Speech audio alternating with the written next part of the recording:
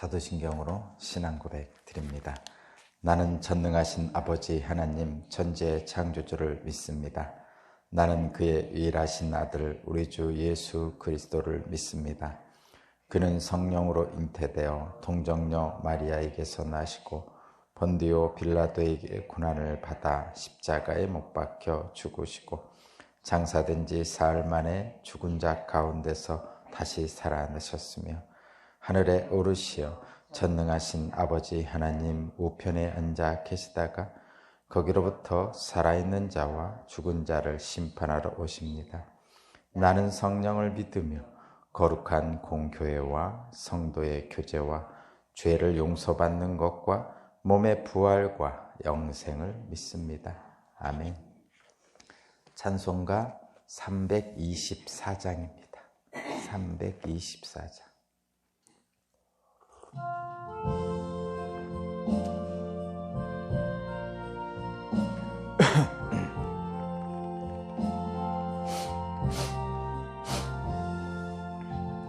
예수 나를 오라 하네, 예수 나를 오라 하네. 어디든지 주를 따라 주와 같이 가려네. 주의 인도하심 따라 주의 인도하심 따라 어디든지 주를 따라 주와 같이 가려네. 겟세마네 동산까지 주와 함께 가려 하네. 피땀 흘린 동산까지 주와 함께 가려네. 주의 인도하심 따라 주의 인도하심 따라 어디든지 주를 따라 주와 같이 가려네. 심판하실 자리까지 주와 함께 가려 하네. 심판하실 자리까지 주와 함께 가려네. 주의 인도하심 따라 주의 인도하심 따라 어디든지 주를 따라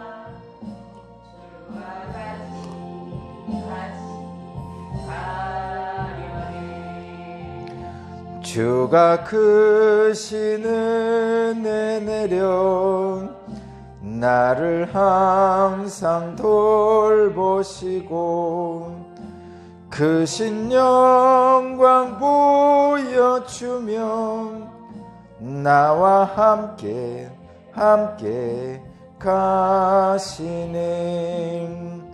주의 인도하심 따라 주의 인도하심 따라 어디든지 주를 따라 주와 같이 가려네. 아멘.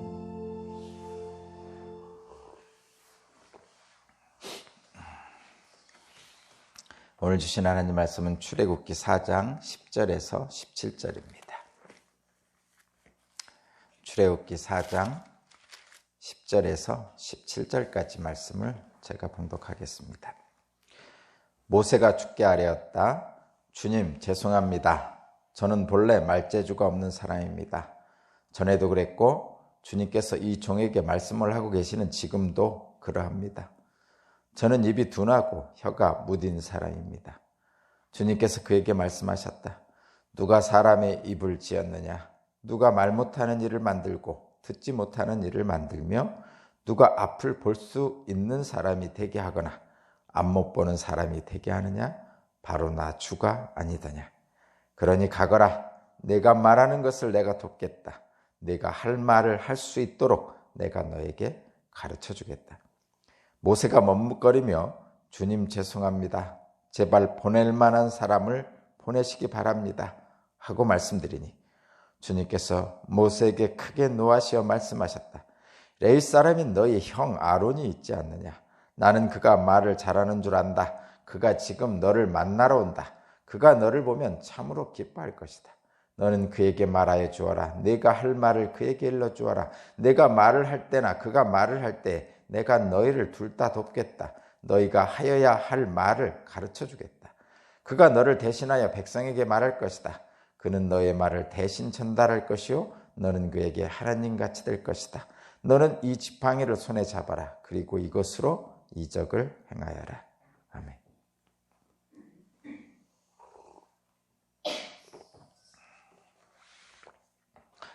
오늘 말씀의 제목은 중요한 것은 하나님이 함께 하심입니다. 라는 말씀의 제목입니다. 중요한 것은 하나님이 함께 하심입니다. 라는 말씀의 제목입니다.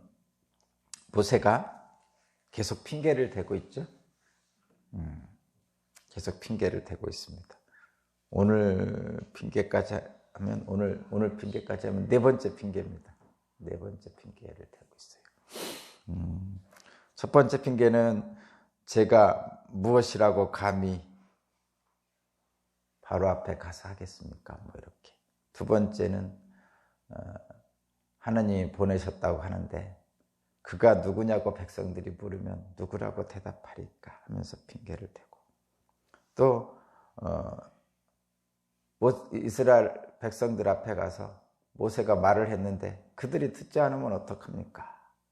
이렇게 또 핑계를 대고 오늘은 말재주가 없는 사람입니다 하면서 핑계를 댑니다. 하나님의 일을 하라고 그러면 주저하는 것이 정상입니다. 제가 거듭 말씀드리지만 주저하는 것이 정상이죠. 모세가 되는 이 핑계가 사실은 두 가지죠. 두려워서 그런 거죠. 두려워서 불안해서 뭐 굳이 하나 더 따지자면 모세는 지금 나이 80세에 옛날에 왕자도 아니고 미디안 양치기잖아요. 양치기 하면서 세상에 그 어떤 사람보다 온유한 사람이 되었다고 했잖아요. 그런 면에서 보면 모세가 좀 겸손하기도 했었던 것 같습니다. 그래서 모세가 지금 이렇게 핑계를 대는 것은 주저하는 것은 겸손한 것도 있는 것 같아요. 그러니까 두려운 것도 있고 그러니까 하나님의 일을 감당하는 데 있어서 두려운 것도 있을 것이고 한편으로는 모세의 겸손함도 있긴 있는 것 같습니다.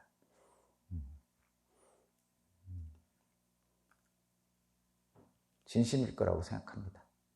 모세의 마음, 이 마음이 진심일 거라고 생각해요. 오늘 보니까 거기 10절을 한번 보겠습니다. 모세가 주님께 아뢰었습니다.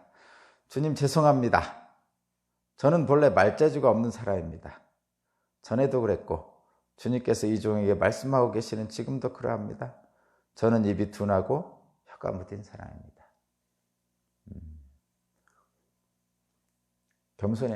겸손한 말처럼도 들리고 또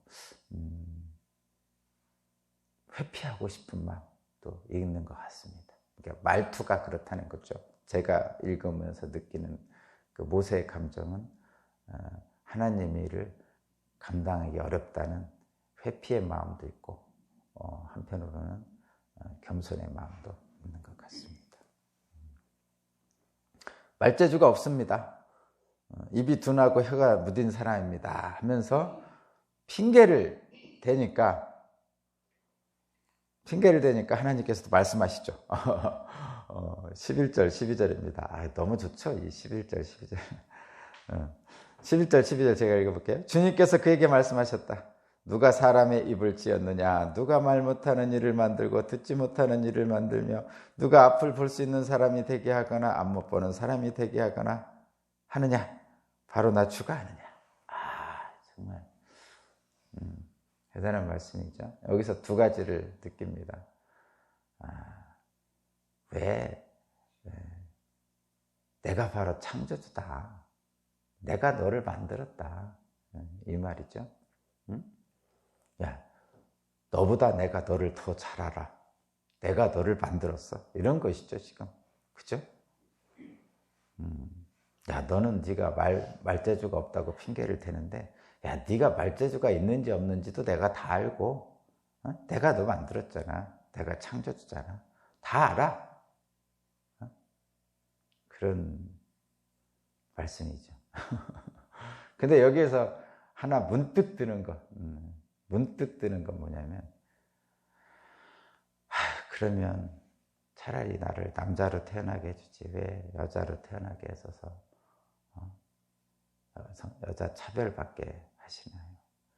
나를 차라리 건강하게 태어나게 하시지 왜 장애인으로 태어나게 하셔서 고통받게 하시나요? 나를 차라리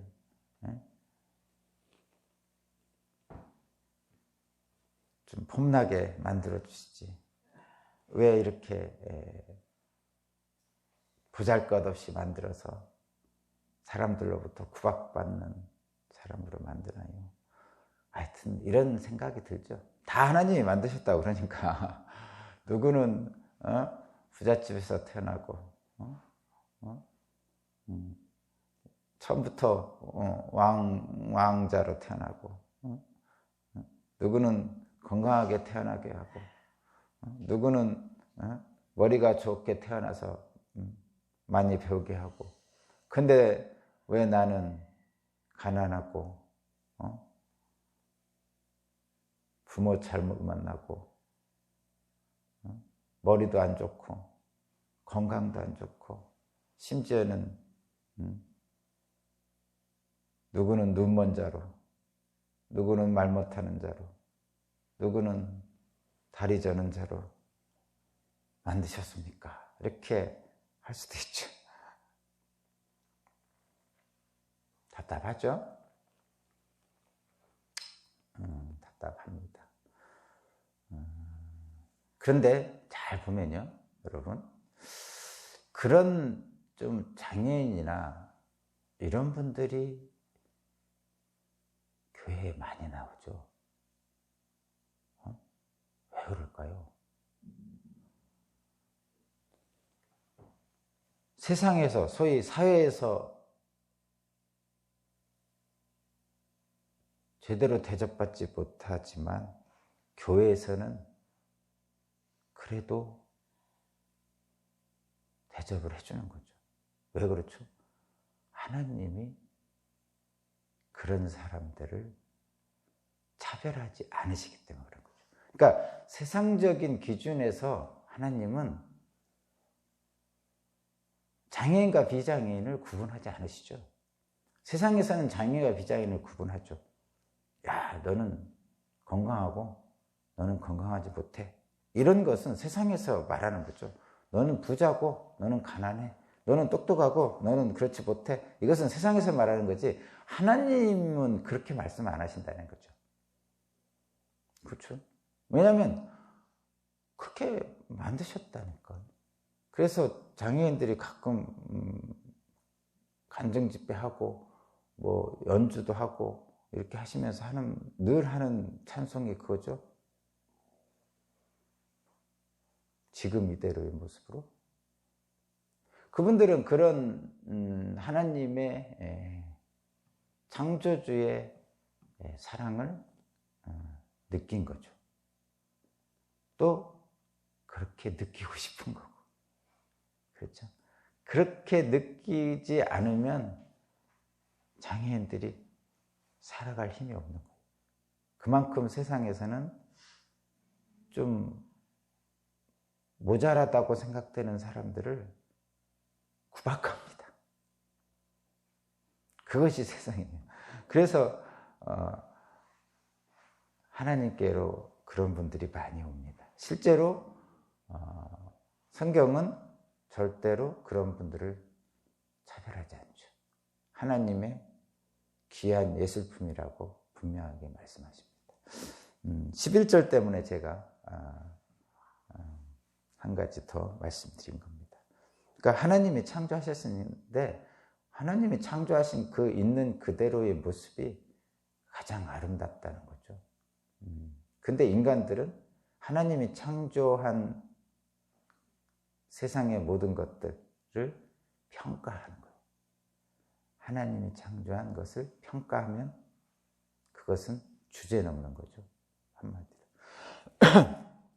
자, 모세가 이제 자기가 말재주도 없고 입이 둔하고 혀가 무딘 사람이라고 핑계를 대니까 하나님께서 야, 내가 너보다 더 잘 알아. 내가 너 만들었잖아. 이렇게 말씀하시는 것이 11절이죠.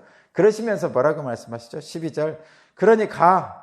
네가 말하는 것을 내가 돕겠다. 네가 할 말을 할 수 있도록 내가 너에게 가르쳐 주겠다. 이렇게 말씀하시죠. 하나님께서 그래 안다. 너 말재주 있는지 없는지 내가 다 아니까 너 그냥 가. 내가 도와줄게. 내가 할 말을 할 수 있도록 내가 가르쳐 줄게. 이렇게까지 하십니다.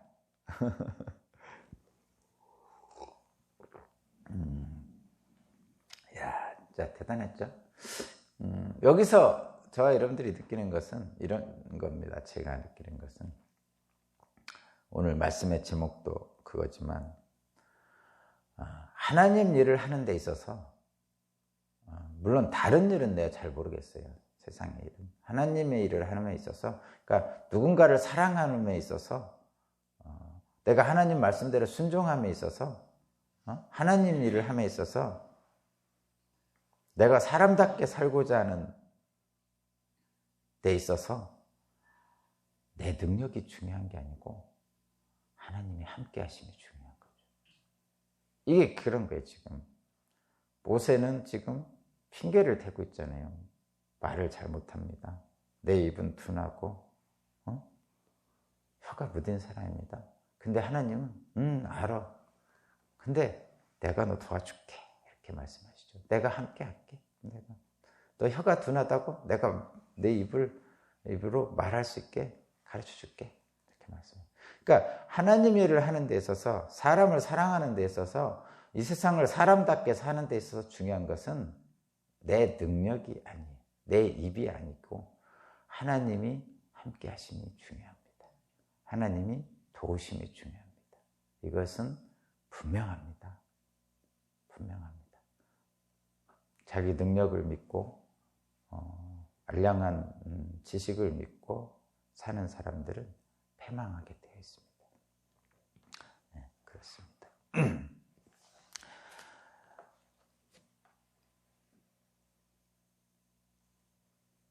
하나님이 이제 하나 더 하나님이 저와 여러분들에게 일을 시키실 때는 감당할 능력도 주시는 거죠. 그래서 가르쳐 주시는 거예요. 자, 두 번째 거기 13절부터 보면 제가 13절만 한번 읽어보겠습니다. 모세가 머뭇거리며 주님 죄송합니다. 제발 보낼 만한 사람을 보내시기 바랍니다. 야, 지금 모세가 지금 4가지 핑계를 댔어요. 여기까지 오늘까지 앞에 부분까지 4가지 핑계를 댔어요. 제가 아까 말씀드렸듯이 제가 무엇이라고 감히 바로에 가겠습니까? 그렇게 처음에 핑계를 댔고 두 번째는 하나님이 보내셨다는데 그 하나님의 이름이 뭐냐고 백성들이 물으면 뭐라고 대답합니까? 세 번째는 모세가 이스라엘 백성들에 가서 말했는데 그들이 그래도 듣지 않으면 어떡합니까?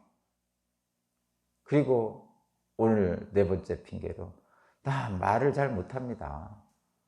내 입이 둔하고 혀가 무딥니다. 어떡합니까? 이렇게 핑계를 지금 네 가지를 댔는데,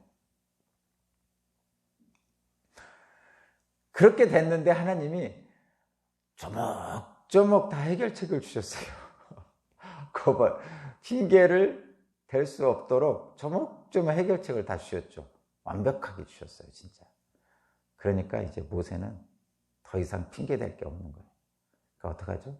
마지막에는 에이 몰라 난 못하겠어요. 그러고 지금 하는 거예요. 거기 보면 11절에 보면 아이 몰라요 주님 그래도 난 못하겠습니다 하면서 뭐라고 하냐면 그래도 주님 죄송합니다. 제발 보낼 만한 사람을 좀 보내주세요. 이렇게 좀 보낼 만한 사람을 보내주세요. 나 못하겠습니다. 이게 말하자면 본격적으로 이제 이거는 핑계가 아니고 거부죠. 못하겠다고. 그동안은 핑계 댔어요. 이제 거부하려고 거부는 속마음이 있었고 그냥 겉으로 핑계만 대는 거였어요. 근데 이제는 본격적으로 나 못 가겠습니다 라는 거예요. 보낼 만한 사람 보내세요. 그러는 거죠. 정말 뭐 다 그렇지 않아요? 인간들이 다 그렇습니다. 저도 그렇고 여러분들도 그렇고. 근데 이 보낼 만한 사람 보내십시오. 이것이 아까도 말씀드렸지만 모세가 두려워서도 그렇고 회피하고 싶은 거죠. 두려워서. 그 마음도 있고 한편으로는 그 겸손한 마음도 있는 것 같아요. 전체적으로 보면 두려워서 회피하고 싶은 마음도 있고 겸손한 마음도 있습니다. 그리고 이 지금 모세가 보낼 만한 사람을 보내십시오 하는 이 표현에서 저는 제가 그러니까 이 장면을 계속 묵상하고 읽으면서 느끼는 건데 모세는 진심이에요. 진심이에요. 보낼 만한 사람을 보내십시오 하는 이 하나님께 이 말을 하는 모세의 마음은 진심이에요. 진심. 하나님 제발 저 못 가겠어요. 보낼 만한 사람을 보내주세요. 뭐 이렇게 하는 그 말이 진심이죠. 하나님의 말씀을 거부하는 진심이에요. 핑계대고 겸손하기도 하고 그런 진심이죠. 그러니까 어떻게 보면 모세 자신이 자기 자신을 냉정하게 평가를 한 거죠. 모세가 모세 자신을 냉정하게 한 거예요. 보낼 만한 사람 보내세요. 저는 보낼 만한 사람이 아닙니다. 이렇게. 대단한 사람이죠. 저는 참 대단한 사람이라고 생각합니다. 이 모세가. 솔직히 저와 여러분 중에 이렇게 떨기나 말해서 이런 하나님의 제안을 받으면 어이쿠 감사합니다 하고 다 받을 사람들이 대부분입니다. 우리 기독교인들. 뭐 아니라고 해도 할 수 없습니다. 언제나 기회만 바라고 있잖아요. 어떻게 하면 하나님의 쓰임을 받을 수 있을까? 이것만 쳐다보고 있는 거죠. 제발 좀 나 좀 써주세요. 그러고 기도하잖아요, 대부분. 그렇죠? 대부분 그렇습니다. 그게 요즘 세상의 그 출세 지상주의, 성공 지상주의를 갖고 있는 우리 요즘 세상 사람들의 어떤 특징이죠. 어떻게 쓰든지 출세해야 되고 성공해야 되고 나를 드러내야 되고 나를 자랑해야 되고 나의 의로움을 나타내야 되고 폼내야 되고 그래서 늘 그 SNS나 이런 데에 사진을 올리는 것도 그렇고 마이크 잡으면 놓지 않는 것도 그렇고 하여튼 뭔가 그런 것들은 요즘 시대의 어떤 전형적인 특징입니다. 어떤 겸손을 모르고 겸손이 잘 모르죠. 요즘은 자기 PR 시대를 넘어서 자기를 포장해서 만들어내고 그렇게 하는 시대죠. 그것이 하나님을 공경하지 않고 있는 이 시절이 자기 잘난 맛에 사는, 뭐 옛날에도 그랬긴 했어요. 자기 잘난 맛에 사는 것은 옛날도 마찬가지예요. 모든 인간이 다 그렇게 하니까. 근데 그것이 지나치게 과도화되어 있는 현실이죠. 억울하면 출세하라 뭐 이런 말도 있고 그렇습니다. 출세 안 해도 억울하지 않을 수 있으면 좋을 텐데 출세 안 하면 억울한 것 같아요. 남들이 강남에서 1억, 2억씩 막 집값이 올라가면 이곳 둘이 이 시골에서 괜히 억울합니다. 벼락거지라고 그러잖아요. 남들은 강남 아파트에서 누구는 23억, 누구는 9억 뭐 이렇게 올랐다고 그러니까 괜히 이곳 시골에 사는 우리가 괜히 억울하잖아요. 남들은 부자 되니까 나는 가만히 있었는데 벼락거지 된 것 같은 느낌이 들잖아요. 그렇죠? 그래서 억울하면 출세해, 억울하면 강남에 집 사, 뭐 이런 의미 같은 것들이 너무 우리를 짓누르고 있어요. 응? 그렇지 않아요? 요즘 세상이 좀 과하죠.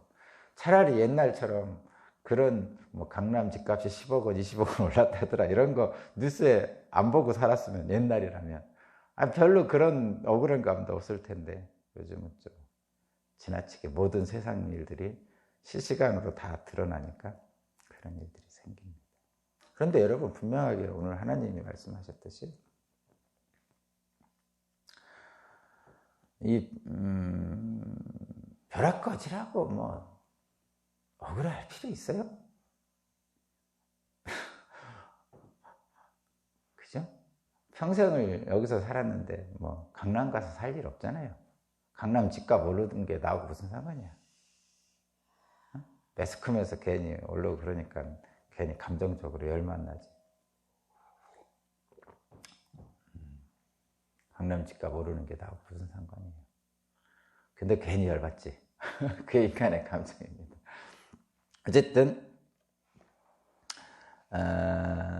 어쨌든 모세의 그 진심을 얘기하다가 여기까지 갔죠. 모세는 지금 진심입니다. 보낼 만한 사람을 보십시오. 그리고 이런 마음을 갖는 것은 모세가 온유하기 때문에 그런 거죠. 미디안에서 양치기 40년을 했기 때문에 가능한 거예요. 그죠? 지금 아마 모세가 40세 왕자였으면, 왕궁에 있었다면, 애굽 왕궁에 있으면 뭐를 했겠어요? 권력 투쟁을 했겠죠. 어떻게 해서든지 최고의 권력의 자리에 가장 가까이 가려고 권력 투쟁을 했겠죠. 암투, 권모술수, 별의별 다 있겠죠. 근데 지금 모세는 40년 동안 광야에서, 미디안 광야에서 양치기를 하면서 자연과 사람과 양들과 하늘의 별들을 보면서 하나님을 알게 된 거죠. 그곳에서는 권력 암투를 할 필요가 없어요. 그죠? 출세를 할 일이 없죠. 성공? 세상에서 말하는 성공, 출세에 대해서 생각할 일이 없어요. 그래서 하나님을 보게 됩니다. 거꾸로 된 사람도 있죠. 그러니까 모세는 지금 왕궁에서, 권력의 중심에서 미디안 광야로 물러나 있어요. 세상적으로는 밀린 거고, 하나님의 눈으로 보면 하나님께 다가간 거고. 근데 거꾸로 한 사람도 있죠. 미디안에 양치기 하다가 권력의 중심인 왕궁으로 들어가는 사람도 있어요. 그죠? 그래서 대부분의 사람들은 그렇게 가고 싶어 하죠. 근데 양쪽이 다 있어요. 중앙에서 밀려서 시골로 온 사람이 있고, 시골에서 중앙으로 올라가는 사람이 있죠.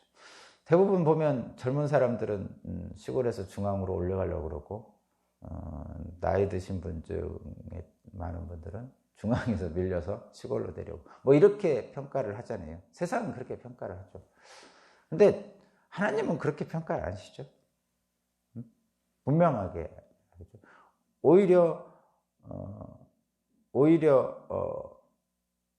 모세를 보면 왕궁에 있을 때보다 미디안 광야에 있을 때 훨씬 하나님께 가까웠고 훨씬 행복했고, 왕궁에 있을 때는 사람을 죽였잖아요.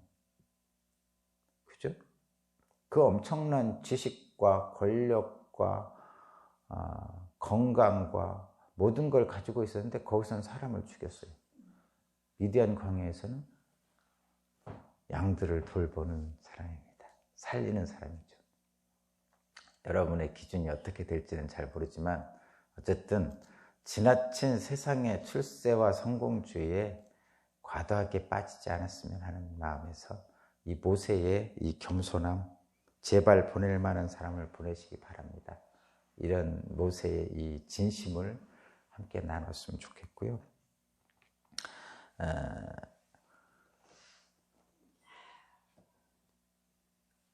하나님은 모세를 이렇게 보낼 만한 사람을 보내십시오. 이 말씀에 하나님 뭐라고 하냐면 진노합니다. 거의 14절입니다. 14절.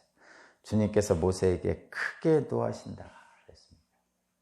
그러니까 그동안에는 네 번은 핑계를 댄 거 아니에요. 안 가겠습니다. 이렇게 안 왔잖아요. 거부한 게 아니에요. 하나님 말씀을 거부하고 싶었지만 그냥 핑계만 댄 거죠. 4번이나.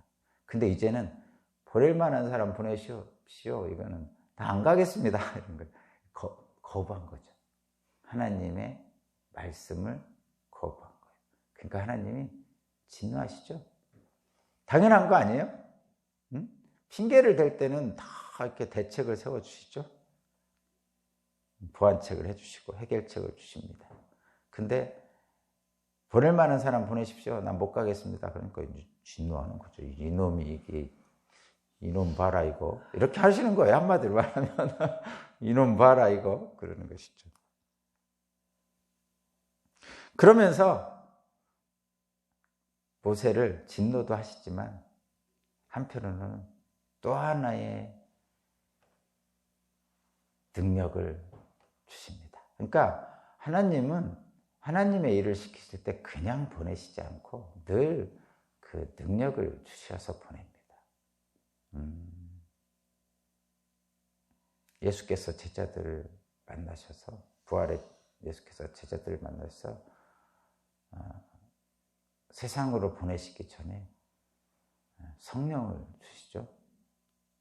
성령을 주십니다. 그리고 예수님이 하시던 일을 하게 하시기 위해서 능력을 주시죠. 너희가 땅에서 죄를 사하면 하늘에서 사할 것이고 그대로 두면 그대로 있을 것이다. 그러니까 예수님의 능력을 제자들에게 주시는 것처럼 지금 하나님께서 모세에게 하나님의 일을 시키면서 하나님의 능력을 주시는 거예요. 그래서 심지어 뭐라고 말씀하시죠? 거기 16절 심지어 이렇게 말씀하세요. 하나님이 16절 그가 너를 대신하여 백성에게 말할 것이다. 그는 너의 말을 대신 전할 것이요 너는 그에게 하나님이 될 같이 될 것이다. 너는 그에게 하나님같이 된다고 그러죠. 하나님같이 된다는 게 뭐예요? 하나님의 능력을 주시는 거죠. 사실 아론이 모세의 형이잖아요. 형이 동생의 말을 듣는 것은 요즘도 쉽지는 않겠지만 옛날에는 더 어려웠죠. 형 말을 들어야지 어떻게 동생 말을 듣습니까? 근데 그 형 아론이 동생 모세를 하나님같이 돼요. 이 하나님 일을 하는 사람에게 하나님의 능력을 주시는 거죠. 가끔은 목사님들을 존경하는 건 좋지만 목사님들을 지나치게 숭배하는 것은 옳지 않죠. 옛날 어머님들이, 요즘은 안 그런데 옛날 어머님들이 자식을 목사를 만들어 놓고 우리 목사님 하면서 하는 것은 두 가지가 있습니다. 첫 번째는 너무 자랑스럽고 목사 된 것이 너무 좋아서 그렇게 부르죠. 우리 사위님 이렇게 부르기도 하죠. 우리 아드님 이렇게 부르는 거 똑같습니다. 그런데 좀 지나친 경우는 평상시에도 목사님 된 아들을 이렇게 존댓말 하면서 사는 것은 그건 지나치죠. 여러분 어떻게 생각하세요? 하나님 일을 하는 목사님이라서 그렇게 해야 됩니까? 엄마가 아들에게? 엄마는 품어줘야죠. 예수님을 성모 마리아가 한 것은 그렇게 해야 됩니까? 성모 마리아가 예수님 키울 때 그렇게 키웠을까요? 똥치고 오줌 누이고 하면서 한 번도 예수님 엉덩이 안 때렸을까요? 야단 안 치셨을까요? 너무 지나치게 이렇게 신성시하지 마시고 여러분 삶 자체가 하나님이 주신 삶이잖아요. 과도하게 그렇게 숭배하지는 마시고 그냥 존중하십시오. 목사님 존중하고 존경하고 사랑하는 거죠. 누구처럼 내 이웃을 사랑하는 거죠. 그리하면 과도하게 숭배하다가 또 과도하게 또 가서 멱살 잡고 이러지 않습니다. 지나친 것은 지나치게 추락도 시킵니다. 그 얘기입니다. 자, 그러면 보낼 만한 사람을 보내십시오 거부했단 말이에요. 그랬더니 하나님께서 진노하시죠. 근데 진노하시면서 하나님의 사랑의 배려가 또 하나 있죠. 바로 형 아론을 붙여주는 거예요. 아론이 그래도 말을 좀 했나 보죠. 그래서 붙여줍니다. 그 얘기입니다. 자, 결론입니다. 그래서 뭐라고 말씀하시냐? 마지막 17절에 너는 이 지팡이를 손에 잡아라. 그리고 이것으로 이적을 행하라. 지팡이는 지금 하나님이라는 것을 이렇게 상징적으로 이렇게 보여주는 거죠. 하나님의 지팡이 이렇게 표현하잖아요. 그런 것은 뭐냐면 하나님은 안 보이시잖아요. 그러니까 야, 내가 너 이 지팡이를 줄게. 내가 너에게 이것을 이적을 행할 수 있게 너를 줄 테니까 하니까 이 모세는 이 지팡이를 잡음으로써 하나님과 함께 한다는 것을 알고 느끼는 거예요. 그랬을 때 모세에게 힘을 주는 거죠. 그러니까 이 지팡이 자체가 대단하겠어요? 지팡이는 지팡이지, 나무떼기지. 그러나 모세에게는 이 지팡이가 하나님인 거죠. 실제로 하나님은 모세가 지팡이를 붙들고 있도록 말씀하심으로써 모세와 함께 하신다는 것을 상징적으로 보여준 거죠. 그렇죠? 언약궤가 언약궤겠어요? 나무로 만든 거지. 그러나 하나님이 그거에 함께 하신다고 하셨기 때문에 하나님인 거죠. 십자가가 십자가가 대단하겠어요? 나무떼기지. 그러나 그것에 예수께서 십자가에 달리시면서 우리를 따라오라고 하셨기에 그것을 붙들고 가는 거예요. 그러니까 보이지 않는 하나님을 보이는 뭔가로 우리가 만들어서 그것을 어떤 상징적인 부분으로 따라가고자 하는 힘을 얻고자 하는 것이 그 자체는 아무것도 아니다 이런 얘기입니다. 지팡이 자체는 아무것도 아니에요. 지팡이를 잡음으로써 하나님과 함께 한다고 느끼는 모세의 마음이 중요한 거죠. 어쨌든 중요한 것은 각자 자신의 능력이나 이런 것들이 아닙니다. 지위나 이런 것들이 아닙니다. 가지고 있는 것이 아닙니다. 하나님이 함께 하심이 중요한 것이죠. 저와 여러분도 이런 모세가 지금 느끼고 있는 것처럼 하나님의 함께 하심에 깊은 은총을 받으시기 바랍니다. 하나님 감사합니다. 여러 가지 핑계거리를 댔지만 결국은 하나님의 말씀대로 행할 수밖에 없는 것이 모세였고 또한 우리입니다. 하나님 함께 하실 줄로 믿습니다. 예수 그리스도 이름으로 기도합니다.